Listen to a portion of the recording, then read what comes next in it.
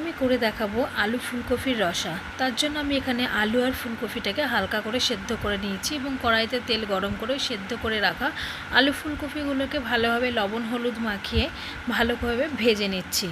যতক্ষণ না ভাজাটা হচ্ছে ততক্ষণ আমরা ভালো করে নেড়েচেড়ে ভেজে নেব।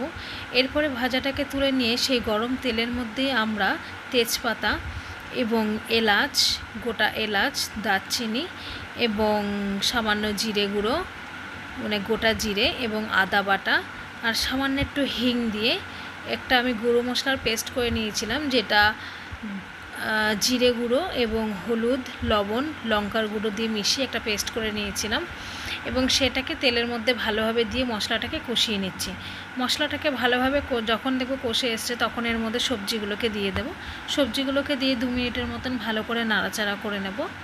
ভালো করে নাড়াচাড়া করে নেওয়ার পরে যখন দেখব সবজির গায়ে মশলাটা ভালোভাবে লেগে গেছে ততক্ষণ আমরা সবজিটাকে ভালোভাবে নেড়েচে নেব। দেখুন যখন মশলাটা দেখব ভালোভাবে লেগে এসেছে এবং এরকম তেল ছাড়া শুরু করেছে তখন আমরা জল দিয়ে দেব।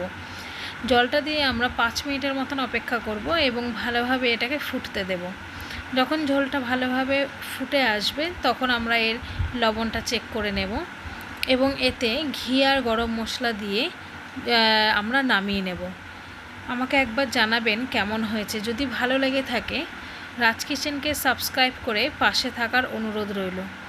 দেখুন আমাদের ফিনিশিং লুকটা কীরকম এসছে আপনাদের দেখাচ্ছি। এরকম অবস্থায় যখন আসবে বুঝতে হবে হয়ে গেছে। ঠিক এই সময় আমি ঘি গরম মশলা দিয়ে নামিয়ে নিচ্ছি। দেখুন ফিনিশিং লুকটা এরকম এসছে, কতটা ভালো লাগছে। এটা আপনারা সকালের বা দুপুরের গরম গরম ভাতের সাথে পরিবেশন করতেই পারেন এবং চাইলে রুটি দিয়েও রাতের খেতে পারেন। কেমন হয়েছে জানাবেন।